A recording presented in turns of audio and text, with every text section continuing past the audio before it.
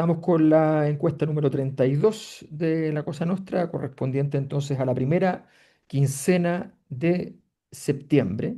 ¿Ya? Tenemos varias novedades, seguimos buscando mecanismos, metodologías que mejoren la capacidad de comprensión del escenario, así que estamos bastante motivados al respecto de que lo que tenemos pueda ser de vuestro interés. eh, Más allá de los problemas que tienen que ver con esta coyuntura en particular, de si quién sube, quién baja y todas esas cosas, pero más allá de eso, entender que cómo se van a comportar los datos en el futuro tiene mucho que ver con hacer un buen análisis presente de los mismos. Así que vamos a ir viendo em, la encuesta número 32. Me demoré un poquito en entrar porque el diseñador ya mandó todo muy bonito, pero las cosas que son muy bonitas tienen, para los diseñadores, muy importante que tenga aire, lo que significa que la letra era muy chica. La hice crecer en los últimos 5 minutos todo lo que pude, pero no sé si pude tanto. Así que eh, me disculparán, ¿ya? Pero además estas cosas después se ven en los celulares, entonces es aún más terrible. Bien, em, vamos con la encuesta, la metodología, como siempre explicamos. Una encuesta no probabilística de cuotas sociodemográficas que está basado en un marco muestral. El marco muestral es de donde uno saca los posibles entrevistados de 250.000 personas, y desde ahí nosotros sacamos la muestra, que son 600 casos, un cuestionario con duración aproximada de 10 minutos, y nosotros diferenciamos respecto a las otras encuestas que presentan básicamente análisis univariable. Nosotros entramos en dimensiones bivariable y o multivariable siempre. Se terminó de realizar el 12 de septiembre, hace 2 días, así que entre el 2 y el 12. Alguien preguntaba por el correo de la Cosa Nostra, preguntaban sobre eh, y en particular sobre si se representaban el resultado del debate. Lo vamos a ver con más detalle, pero para explicar por qué no. Y más aún, vamos a explicar por qué tampoco, aunque tú hayas medido justo después del debate, súper apurado y lograste sacar, qué sé yo, 500 casos, 400 casos, o 600 casos, o 1000 casos en un día, cosa que es prácticamente imposible, pero más allá de eso, supongamos que lo hicieras y lo hicieras súper bien y qué sé yo, aún así es bastante inútil porque no ocurre. El problema de no entender cómo funciona la sociedad es que uno se imagina como que esto es como decir: fíjense que se tomaron la Bastilla y justo después de eso comenzó la modernidad. No, pues no funciona así. O sea, necesitamos un punto para nosotros orientarnos, pero no es verdad. El debate va a producir cambios en los votos durante un periodo de 2, 3 semanas. ¿Ya? No ocurre de inmediato. Eso no es la forma en que funciona el cambio de voto. El cambio de voto es un fenómeno muy particular que en general se entiende muy poco, incluso en muchos de los comandos, motivo por el cual todos dicen: no, pero tenemos que ver cómo impactó esto esta semana. No funciona así. Pues bien, como siempre medimos a los expresidentes y se nos repite la última medición, lo que ya marca una tendencia respecto a esto, donde nuevamente el presidente Sebastián Piñera obtiene el primer lugar, con un 4,8, y en segundo lugar Patricio Elwin con un 4,7, seguidos de Alessandri y Frei Montalva con un 4,5. Esos son los tres primeros lugares. Em, Augusto Pinochet vuelve a recuperar su 3,5, que ha sido más o menos estable históricamente. Gabriel Boric mantiene su 3,2 del último tiempo, que es uno de sus mejores puntajes desde que lo estamos midiendo en este indicador. Sebastián Piñera también subió en su segundo gobierno, que siempre estuvo en rojo, ahora está en azul. Em, y Salvador Allende se mantiene como el más bajo con una nota 3, que es estándar de su rendimiento habitual. Así que ahí tenemos los resultados de... Y vale la pena mirar un poquito entre hombres y mujeres, que hay algunos puntos que vale la pena destacar. La diferencia de Allende, por ejemplo, entre hombres y mujeres. es importante, a favor de una nota mucho más alta de las mujeres. eh, y hay algunos otros que tienen diferencias menos fuertes. Bachelet, a favor, favor de las mujeres. Y aquí, y Bachelet aquí, por ejemplo, tiene una diferencia de 4 décimas, que es bastante. Y también Sebastián Piñera, que obtiene una mejor nota también de las mujeres, y Gabriel Boric también. Valores de relevancia política. Recordemos nuestros valores: orden, libertad, igualdad y progreso. Eh, como hemos explicado, progreso hace rato está en el primer lugar, ahora aumentó su distancia respecto a igualdad en el segundo, libertad en el tercero y orden está en el cuarto lugar. Esto es bien interesante porque ustedes comprenderán que todos esperan que en el medio del ciclo de discusión sobre seguridad, orden esté muy fuerte, pero no es lo que ha ocurrido últimamente. Y eso es interesante porque se impone progreso, que parece tener una relación bastante clara con el giro pragmático que representa el hecho de que Piñera haya superado a Elwin. El Elwin sacerdotal, transicional, en fin, es reemplazado por un presidente gerente, digamos. Y ese elemento probablemente esté explicando este giro de la derecha hacia progreso y mucho menos a orden. Eh, como hemos dicho, estos de los valores hoy día están para la derecha y solo uno para la izquierda, lo que es una dificultad enorme para la izquierda en términos de movimiento. Luego tenemos la pregunta por la legitimidad de la riqueza. Una pregunta es si se llega a ser rico fundamentalmente como resultado de alguna clase de abuso o si se llega a ser rico fundamentalmente como resultado del mérito. Como hemos dicho, este indicador es muy importante, fundamental, muestra el clima político con mucha precisión, siempre ha sido un excelente predictor de los resultados si van a un sector o al otro, y en este momento, desde el inicio del año 2022, en plena convención constitucional, le gana instancia a abuso. La probabilidad de que alguien que dice mérito, la probabilidad de que vote por alguien de izquierda es baja. Por eso es un gran predictor del comportamiento, no solo electoral, sino que del clima político. Y este es un indicador que no se mueve rápido. Ha estado 8 o 9 años habitualmente en una posición. ¿Ya? Esto es importante decirlo. O sea, los puntajes fueron estables entre 2002 y 2011.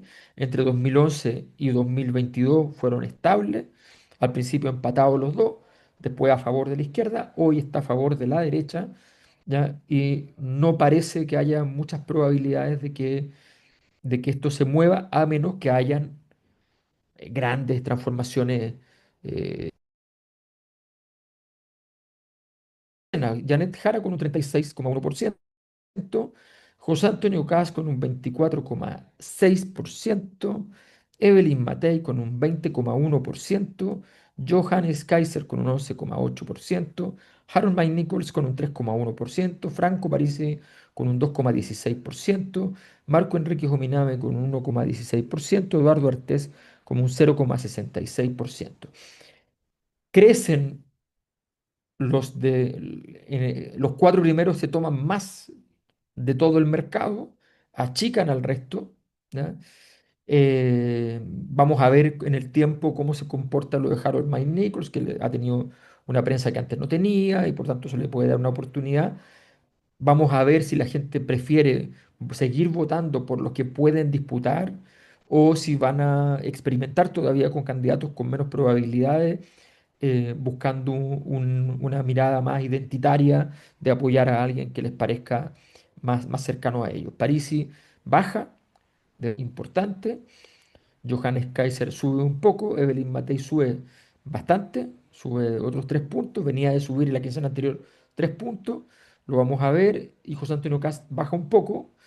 Y Janet Jara se mantiene como estaba la quincena anterior, que había bajado. Recordemos que había bajado. Aquí están las evoluciones. Vemos a Janet Jara, llegó hasta el 39, se mantiene en 36 en este caso. Vemos aquí a José Antonio Caz, que después de una subida en la primera quincena de agosto viene su mes malo, donde pierde lo que había avanzado y se queda marcando en 25 puntos, que sigue siendo un muy buen puntaje que le permite hasta el momento estar ganando, pero con la diferencia que Evelyn Matei, después de sostenidas bajadas, que llegan hasta la primera quincena de agosto, tiene subida y subida posterior, y por tanto ya está en una posición en la cual es competitiva. 5 puntos ya es algo que todavía es mucho, pero sobre todo porque no es muy probable que Matei le quite votos a Cast. Esto es bien interesante e irónico, pero es más probable que le quite votos a Jara o a terceros jugadores. Entonces, eso también es interesante. Kaiser logra mantener defendiendo su posición, que yo encuentro que es bien sorprendente que haya logrado, con un candidato como Kast punteando y con favoritismo, ella haya logrado mantener su espacio, eh, y mantener su 12%. Eh, Como vemos, París sufre una caída desde la primera quincena de agosto, y en la próxima medición sí vamos a tener con más claridad entonces el impacto porque es el tiempo más o menos en que se produce el impacto de los hitos importantes, del debate y todo el post-debate, que también es una parte muy importante de todo esto. Bien, aquí tenemos entonces, si uno mira todo esto, se da cuenta, por ejemplo, que Janet Jara está con mujeres más altos, son aproximados los puntajes, se aproximan, como ustedes saben, cuando no los ponemos con los decimales, pero entonces 37 y algo, 37,5, ya, con 35 y algo, entonces ahí tenemos a Janet Jara con casi 3 puntos de distancia entre hombres y mujeres, es parejo, pero un poquito más hombre. Evelyn Matei también mujeres. Johannes Kaiser muy masculinizado. ¿Ya? Harold Mayne Nichols también. Franco Ricci más parejo. Marco Enrique es parejo. Eduardo Artés es un dato con muy poco para poder dar conclusiones al respecto.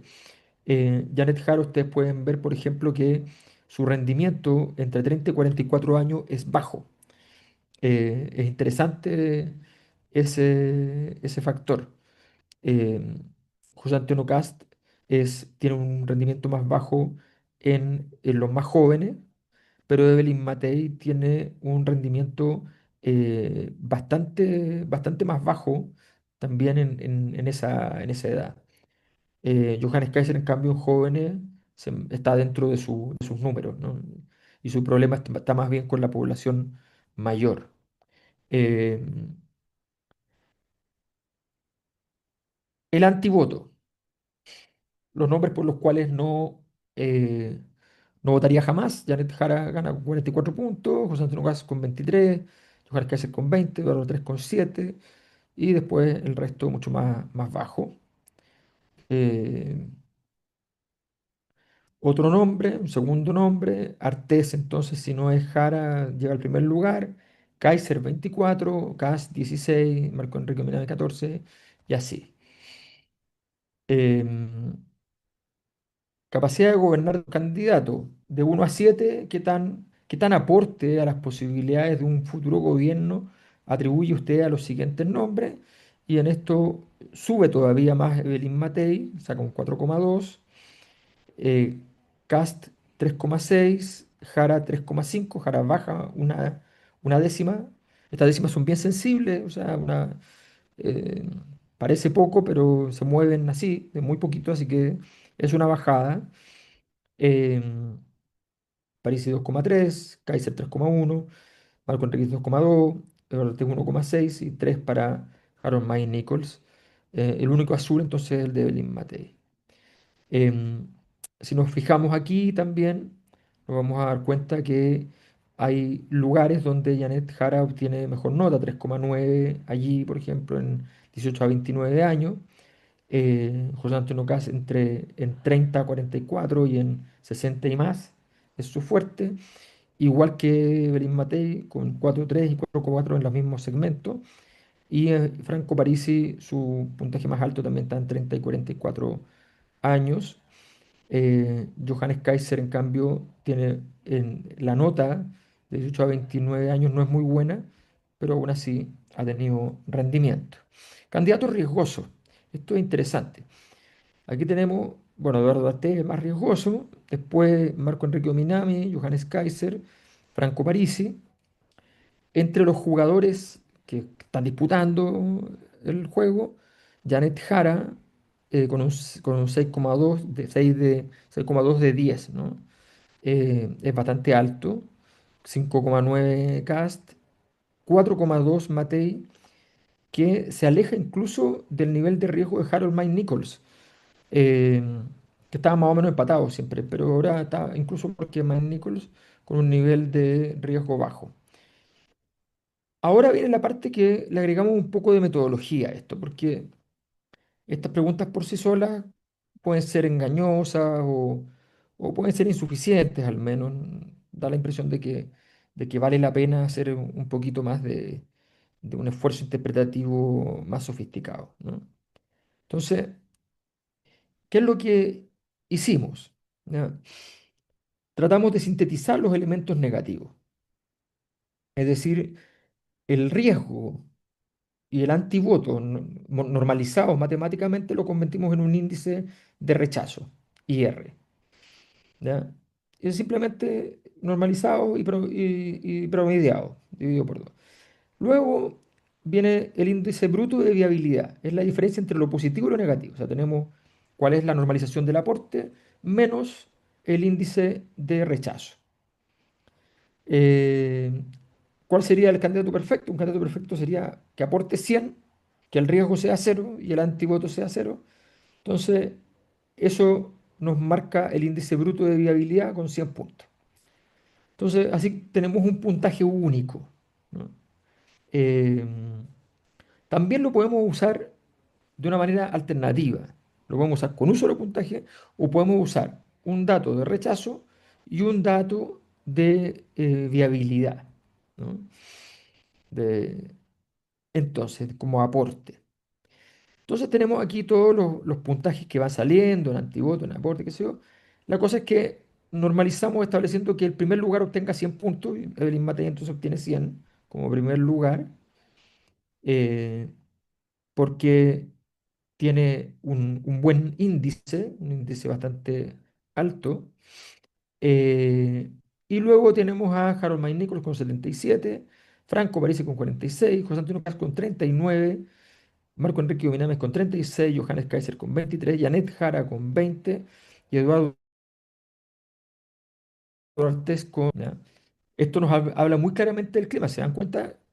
Los candidatos de izquierda están todos abajo del cuarto hacia abajo, en este caso del quinto hacia abajo. O sea, entonces es bastante claro cuál es el escenario. Si uno los separa, no en un puntaje, sino que los separa en dos puntajes, o sea, el nivel de aporte al país y el nivel de rechazo, ¿ya? Nos da, aquí el nivel de rechazo está en el eje X, o sea, en el eje que va aquí, y el aporte al país está en el eje Y. Ahora bien, está invertido el índice de rechazo para que quede lo positivo a la derecha arriba del gráfico, que es como estamos acostumbrados a verlo. Así que hay simplemente está invertido por esa razón. Y entonces tenemos que Evelyn Matei, eh, entre aporte y bajo rechazo, es la que está en una posición más óptima, más adecuada. Harold Mike Nichols tiene un nivel de rechazo muy bajo, que lo pone en una muy buena posición, pero su aporte al país está en discusión, ¿no?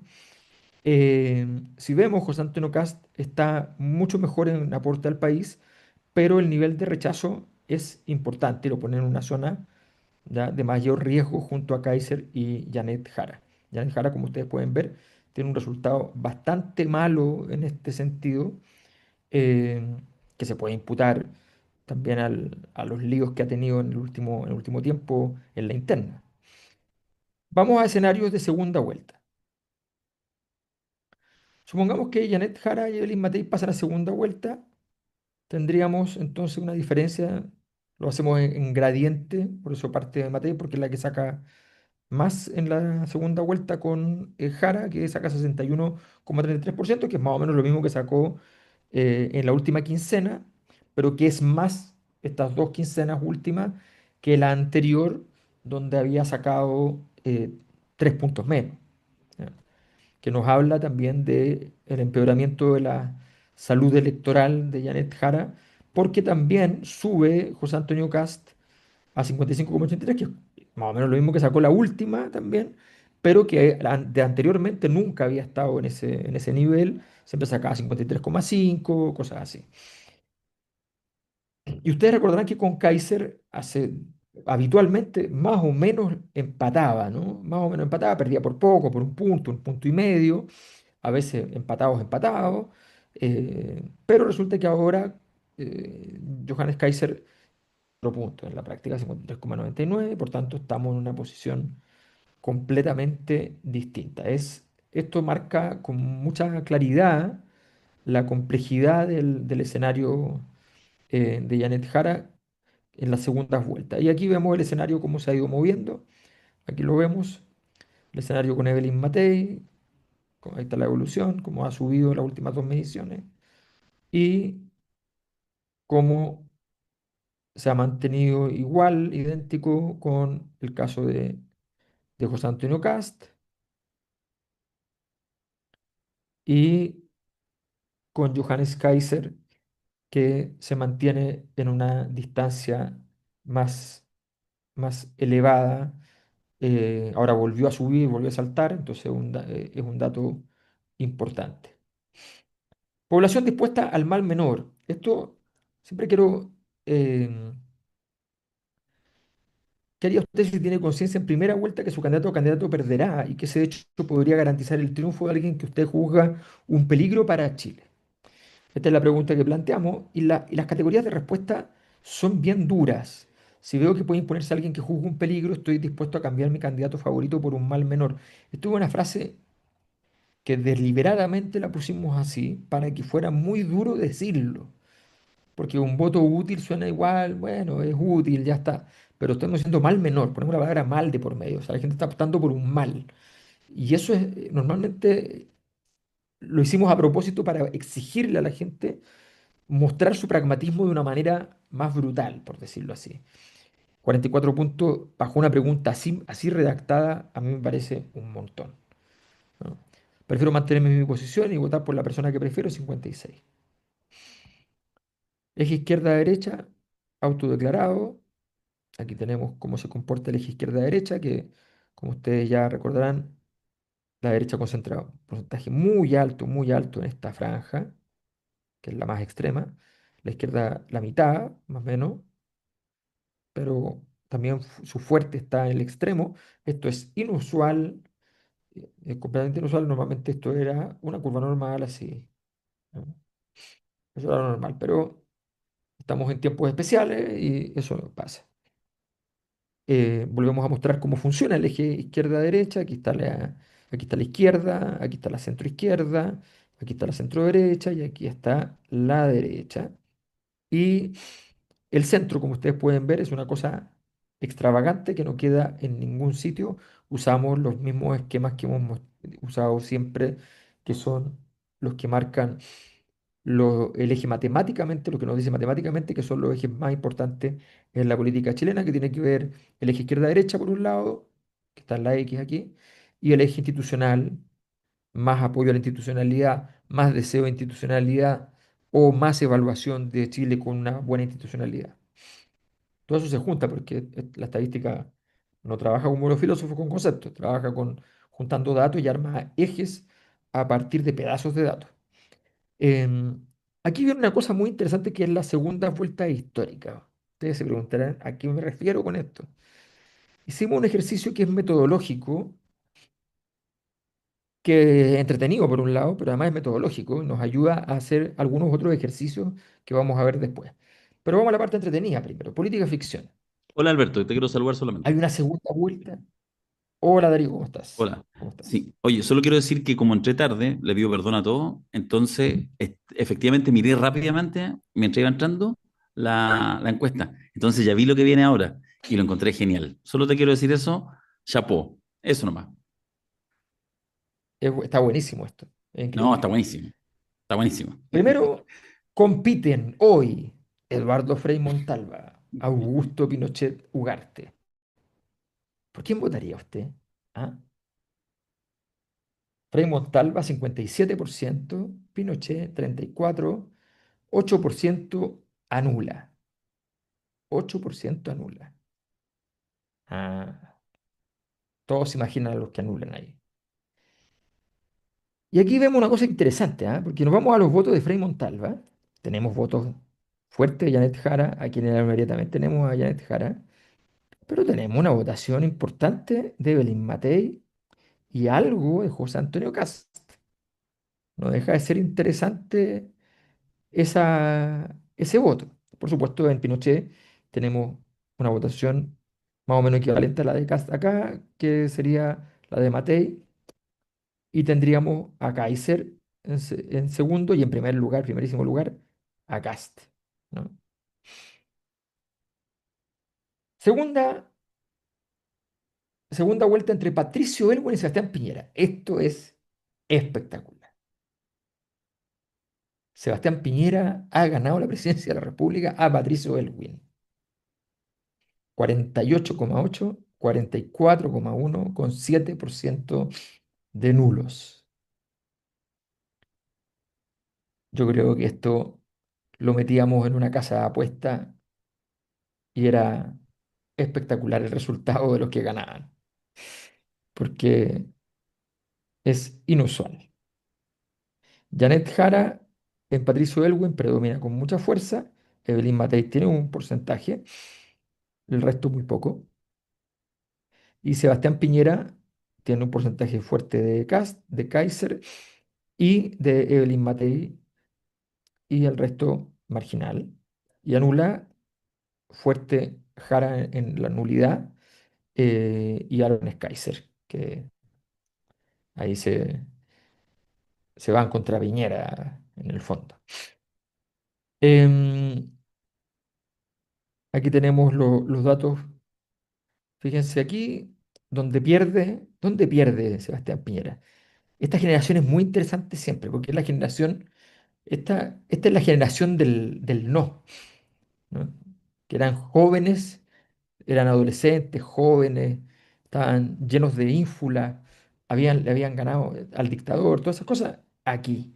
Entonces aquí Pato Elwin le gana a Piñera. Pero en general, aquí miren, de 30 a 44, en cambio, nada. ¿Ah? Eduardo Frei Montalva con Jorge Alessandri Rodríguez. Este es un partido clásico. ¿Ah?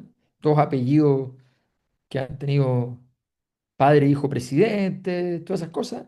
Entonces, aquí estamos. Uno es el padre, el otro es el hijo, pero apellidos tradicionales de la política chilena. Eduardo Frei Montalva le gana a Jorge Alessandri de 46 a 38 y hartos nulos, hartos nulos. ¿Ya?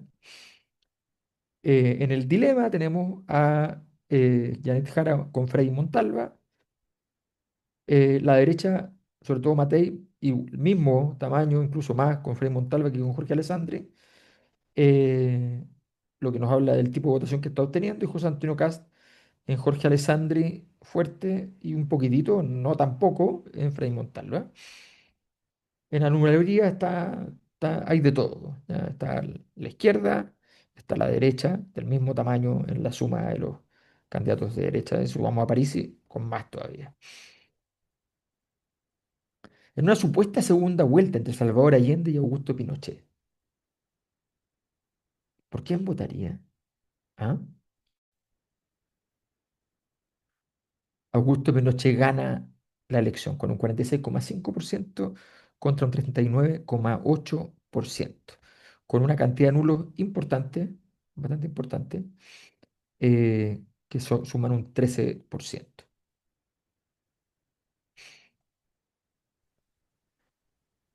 Aquí tenemos por Salvador Allende un grupo bastante grande, casi completo, de Janet Jara, eh, algo pequeño, pero más grande que el resto de los pequeños, de Evelyn Matei, y luego con Pinochet, fuerte Cast, fuerte Kaiser, un poquito menos que Kaiser, incluso Matei, aunque ya tiene más votos absolutos, entonces eso es significativo porque de hecho tiene mucho en anularía.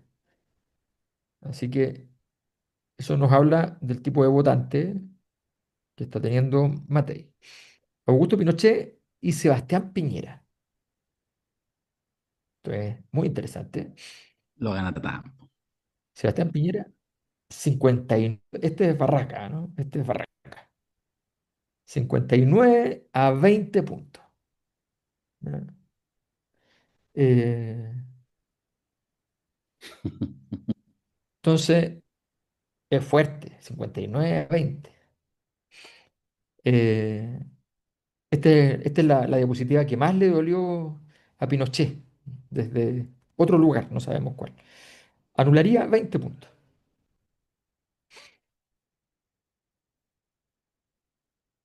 Y ahí tenemos, por Pinochet, tenemos Cast, Kaiser, casi nada de Evelyn Matei.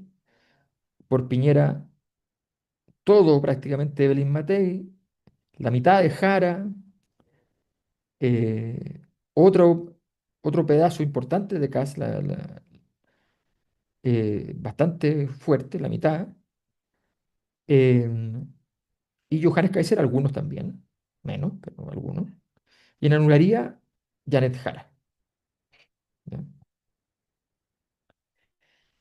Frei Montalva y Salvador Allende. También está imperdible. Nunca ocurrió. Así que, bueno, sí ocurrió porque Salvador Allende fue candidato cuando ganó Frei, pero no en segunda vuelta. Y segunda vuelta, Eduardo Frei Montalva, 59, Salvador Allende Gossens, 30 puntos, anularía 10%. Y por Frei tenemos un poco de Jara, el resto Matei, Kast, Kaiser y en Salvador Allende solo votación de Jara y el resto anularía, donde hay un fuerte peso también de Kast y Kaiser. Ok, si ustedes se dieron cuenta, en esta pregunta di la oportunidad de anular. Aquí voy a explicar algo que es metodológico y que es importante. Yo evito poner anular. Evito poner anular porque la gente que anula es poca, son 2%, 3%. Y como la gente que anula es poca, eh, entonces la probabilidad de que haya gente que me conteste que va a anular, triplicando el resultado que va a ser real, es muy alto. Entonces, si yo les pongo nulo, la gente se va para allá porque es una forma de no responder la pregunta y a la gente, cuando algo le pone un poquito nervioso, no está muy convencido, no quiere contestar. ¿Ok? Entonces, no es tan fácil. Pero aquí puse nulo, porque me sirve el nulo, porque me produce una información. En vez de producirme una desinformación, que es lo habitual, aquí me produce una información. Porque, ¿cuál es la idea? Trabajar con todos los nulos. Los nulos los vamos a tratar como un espacio intersticial. En- Nos hemos armado una bolsa de votantes que en alguna o varias decisiones prefirió no votar.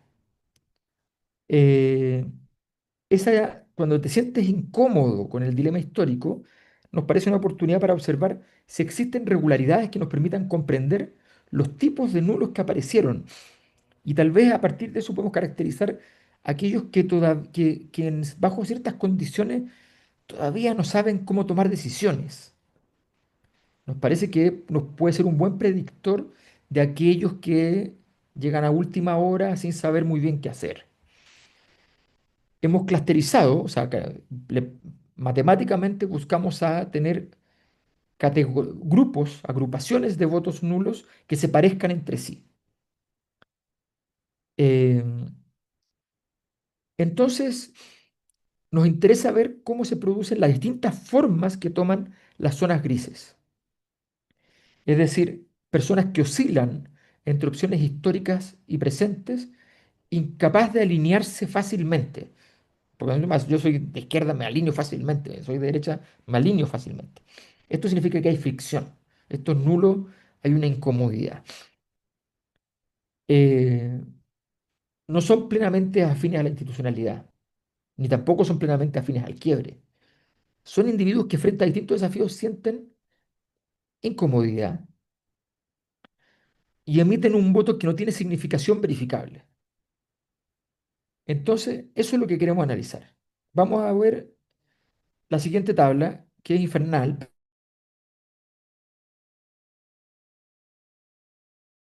De todas las formas de anular, hay seis grupos que se parecen, que están juntos entre sí, seis grupos de nulidades. Q1 tiene 22%, Q2 tiene 29,5% y Q5 tiene 27%. Esos son los grandes, los demás son chiquititos. ¿Ya? Entonces, eso es lo que nos está diciendo esto. ¿Qué es lo que sale de aquí? Em, bueno, veamos lo siguiente. Clúster Q1, 22,8%. Este grupo es numeroso y se reconoce por su afinidad con la tradición demócrata cristiana. La incomodidad aparece cuando se debe decidir entre figuras polarizadas. Se inclina hacia Frei Montalva y Elwin mientras mantiene distancia frente a Pinochet y Allende. Es un espacio de centro moderado, con memoria de institucionalidad y con un fuerte arraigo en los dilemas históricos de la transición. El grupo más grande, el clúster más grande, Q2, 29,5%, se configura como un bloque conservador institucionalista, con altas preferencias por Frei y Elwin y también por figuras de continuidad y orden. Es el grupo de mayor presencia de adultos mayores, lo que le da un carácter generacional y de resguardo frente a cambios bruscos. La incomodidad aquí proviene más del temor a la ruptura que de la contradicción interna. Q3, solo 6%, muy singular, expresa contradicciones abiertas, reconoce con fuerza a Allende, pero simultáneamente concede espacio a otros polos históricos. Es el ejemplo más claro de electores en conflicto identitario que no resuelven sus tensiones entre proyectos políticos opuestos. Su incomodidad es constitutiva, habitan en las paradojas. Clúster Q4, 7,7%, con rasgos sociodemográficos claros, más femenino y juvenil. Hay simpatía compartida hacia Frei Montalva y Allende, con menos valoración hacia figuras de derecha tradicional. Es un espacio de apertura progresista desde el centro. Q5, grande, marcadamente masculino. Su núcleo se ubica en torno a la tradición liberal conservadora, con un fuerte reconocimiento hacia liderazgos que encarnan continuidad y modernización desde la derecha. Su presencia en un grupo altamente contradictorio y disperso. O sea, ustedes se dan cuenta que hay algunos grupos que son grupos más despolitizados, con menos claridad en su posicionamiento. Eh, Son mayormente femeninos y jóvenes, con rasgos de volatilidad e inestabilidad. Son un lugar de incomodidad política. Ahora analicemos los candidatos. Habíamos visto una tabla que era esta, ¿ya? Ahora la tenemos por el lado de acá, explicándonos cómo se comporta, por ejemplo, el Q1, Jara saca 7%, Matei saca 50%. K saca 26, Kaiser 7, otros 10. En Q2, Jara saca 84, Matei 8 y el resto casi nada. En Q3, 3 Jara, 8 Matei, 39 Kas, 44 Kaiser. En Q4, 85 Jara, 11 Matei, el resto casi nada. Q5, 2, 17 Matei, 2 Jara, 17 Matei, 52 Cast, 26 Kaiser. Y en Q6, 39 para Jara, 5 para Matei, 32, vean esto, este que era tan caótico, tiene 39 Jara, 32 Cast, Kaiser y 19 los otros. Que se haya agrupado este grupo es fantástico, porque son esas agrupaciones que tienen alguna explicación en alguna dimensión que no la vamos a poder determinar nunca probablemente. Entonces, aquí tenemos a Jara, eh, que tiene aquí análisis por cada uno de los clústeres, cuál es su perfil. Jara depende de los segmentos juveniles y femeninos, Q4, Q6, tiene poca visibilidad en los clústeres grandes, pero domina en los espacios emergentes e intersticiales. Cast tiene un electorado de nicho, Q3 y algo de Q5, pero no logra penetrar en los clústeres más grandes ni en los femeninos y juveniles. Matei es la candidata más transversal, domina en Q2 y Q5, es fuerte en Q1 y es competitiva en Q3 y Q6, solo tiene debilidad clara en Q4. Estos son los que anularon, recuerden. Kaiser es fuertemente dependiente de Q3 y en menor medida de Q6. Fuera de estos nichos carece de viabilidad. Matei domina los clústeres más grandes de nulos y logra buena inserción en Q1. Es la más viable transversalmente. Jara fuerte en juventudes y mujeres, pero débil en los bloques mayores e institucionalistas. Su viabilidad depende de la movilización de electores jóvenes. Kast y Kaiser trabajan casi igual, se refugian en Q3, el clúster contradictorio, con Kast además sosteniéndose algo en Q5. Son candidatos de nicho radical, les cuesta llegar al centro o a los mayores. Otros fragmentados, sin incidencia. Y aquí, a partir de esta cuestión, entonces, sí, dijimos, bueno, pero hagamos un índice de transversalidad, porque eso nos permite entender quiénes tienen más capacidad de salida para distintos lados. Entonces, hicimos un personaje hipotético, el candidato transversal. El candidato transversal es un personaje al que le asignamos 100 puntos porque es perfecto. Es decir, obtiene votos en todas partes. Eh, entonces, este es un potencial, por supuesto. Y aquí tenemos el índice. 36,4 de un total de 100 para el nivel de transversalidad de Matei, la mitad para Jara, 18,3, un tercio para Cast, 12,9 y casi un cuarto de Kaiser y otros 8 puntos. Entonces, aquí tenemos, esto no son votos, es un puntaje que va de 1 a 100, ¿ok? Y 36,4 es el índice de transversalidad de Matei, 18,3 de Jara y de Cast 12,9.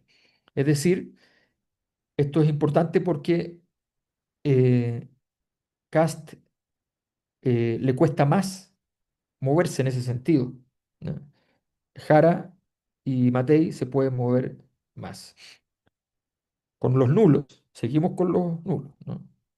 Ahí está la estructura de la anulación. Aquí están los 6 clústeres que se clasificaron y aquí vemos porcentaje que no anula y vemos que hay en cada uno de las candidaturas hay distintos puntajes. Por ejemplo, Jara no anula un 40%, en Matei un 58%, en Caso un 70%, en 56% Kaiser, ¿ya? En 57 Marco Enríquez, 30,8 Parisi, 36,8. Aquí mientras más alto, mejor, porque significa que tu votante de primera vuelta o de segunda vuelta es un votante que anula poco en todo este juego histórico. Si anula poco es porque tiene una identidad más marcada y por tanto es más duro el voto, ¿ya? Y ojo, que aquí Jara tiene una dificultad porque tiene un voto que, dentro de los que están anulando, que es un voto que plantea una cierta incomodidad en ese sentido. Pregunta 15. Hay quienes dicen que una posible segunda vuelta entre Janet Jara y José Antonio Kast sería como tener que elegir entre Salvador Allende y Augusto Pinochet. En su opinión, esa descripción es completamente correcta, un 11% es algo correcta, 21% es equivocada, 30% es muy equivocado, 37%. Esto es interesante porque marca una diferencia bastante grande entre los que dicen correcto y los que dicen equivocado, y por tanto, esta tesis de los que han intentado instalar la idea de que es como un remix de esto, no se ve. El clúster de todos los clústeres lo habíamos visto la versión pasada, que tenía que ver con entender que hay una izquierda en bloque que hace un clúster. Estos ya son no los nulos, ¿ah? Estamos en clúster de la votación completa. O sea, aquí están los bolsones de votos reales, absolutos, importantes, en fin. Entonces hay un bloque de izquierda que es 35 puntos, hay un bloque que vota más, o sea, que vota, que más bien es susceptible a una aprobación, un apoyo a Jara como persona,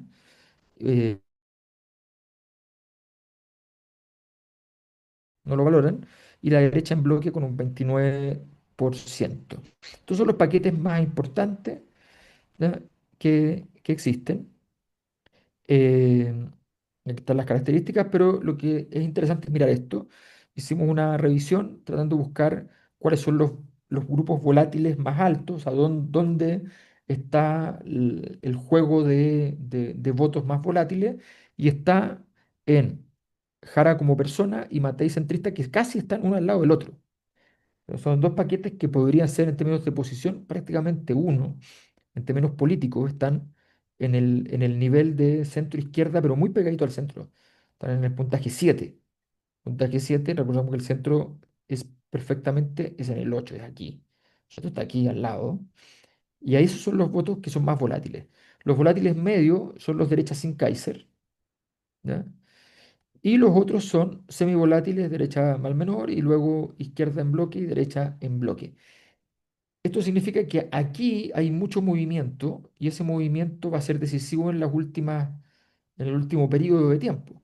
Y eso depende hacia dónde se defina. Jara podría obtener votos aquí o Matei podría obtener votos allá, ¿ya? Obviamente tienen cada uno en su grupo tienen más probabilidad, pero resulta que podrían repartirse o podrían cada una acceder al otro lado porque están cerca. Tan simple como eso. Lo demás está bastante más lejos. Así que mucho, mucho más difícil. Em, Aquí está explicado en todo caso.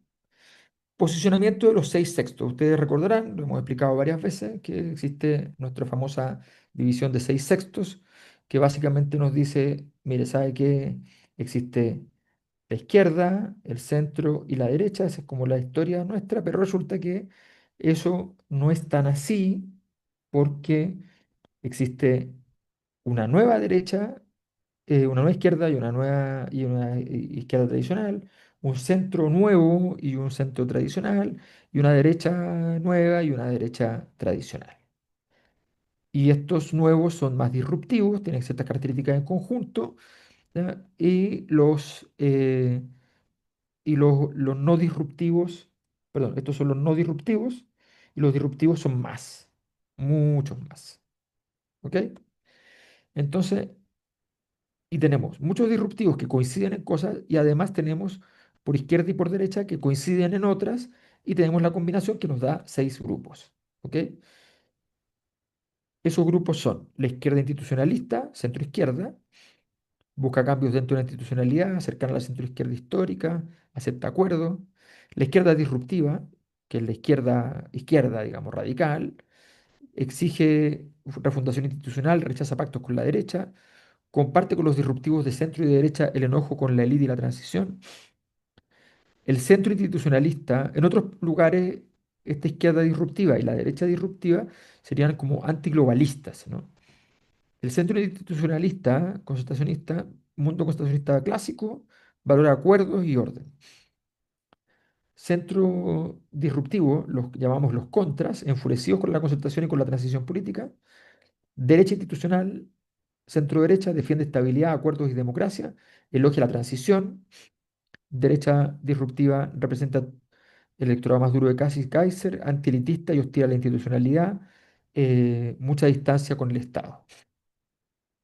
¿Cómo se componen las distintas votaciones? ¿Cómo han ido evolucionando en este sentido? Bueno, aquí lo tenemos, esta evolución. Janet Jara eh, mantiene más bien su votación por izquierda, subió un poquitito.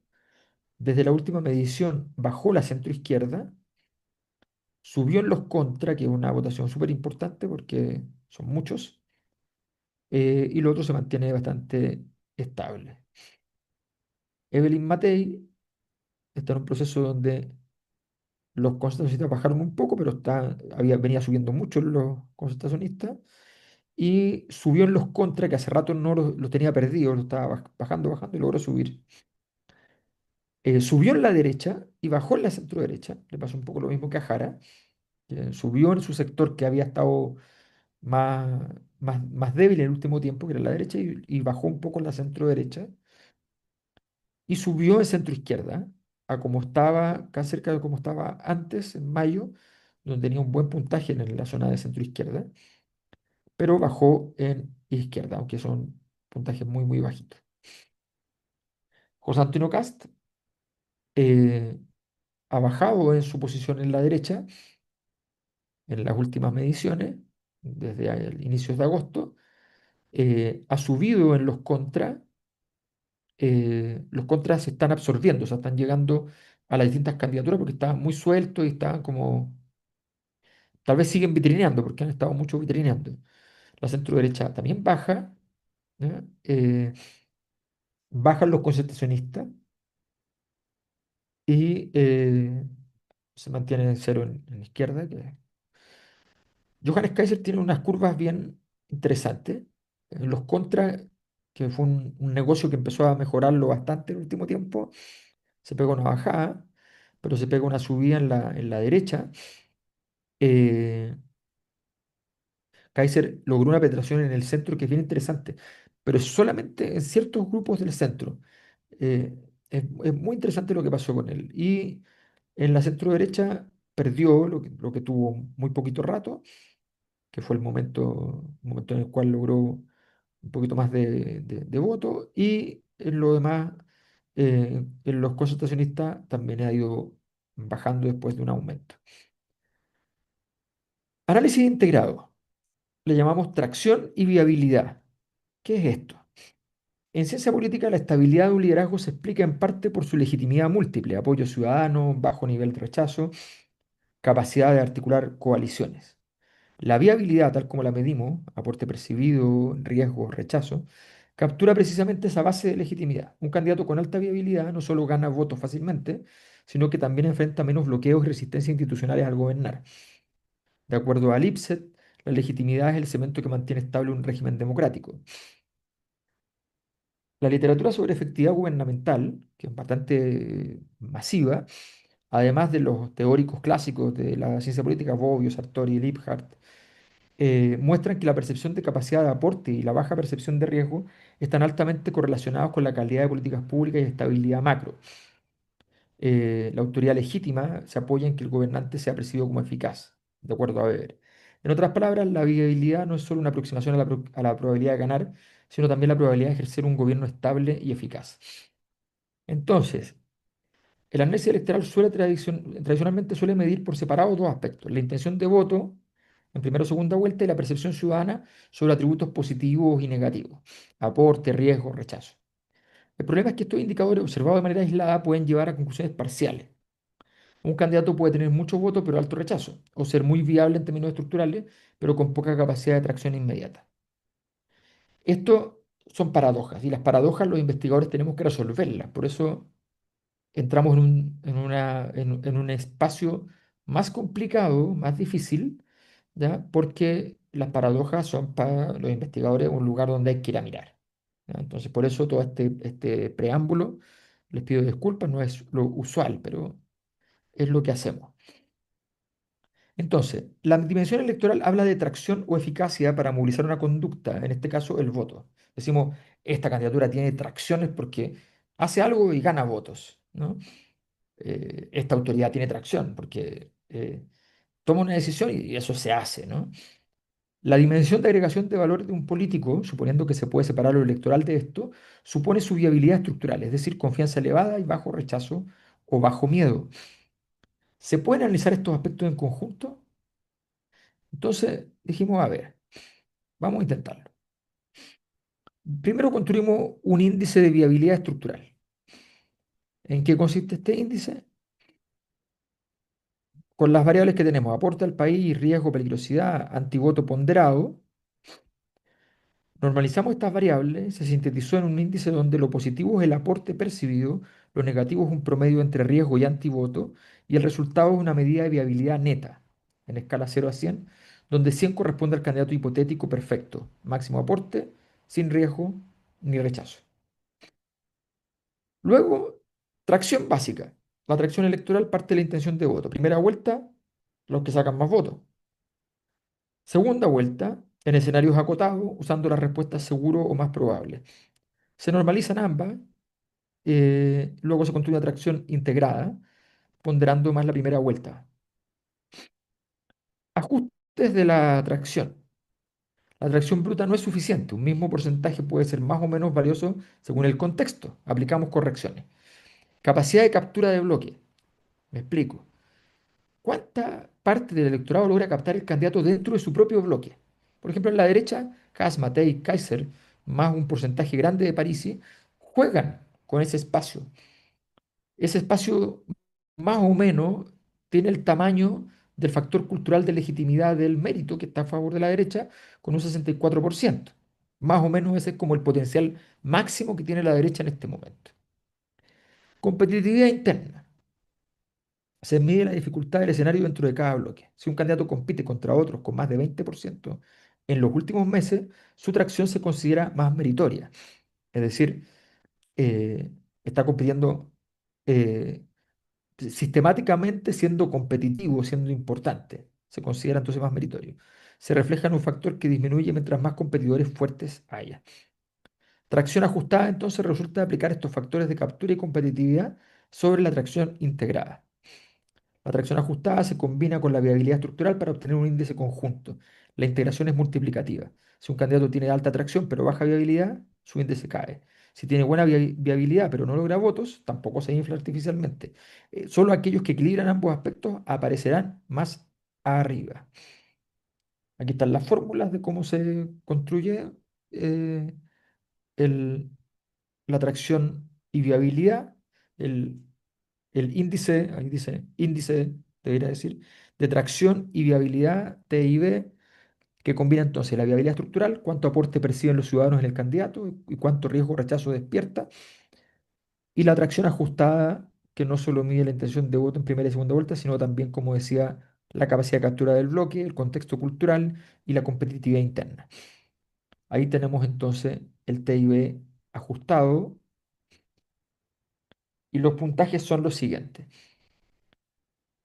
Matei 203,05 de acuerdo a los puntajes de esta medición. José Antonio Caz 156,22.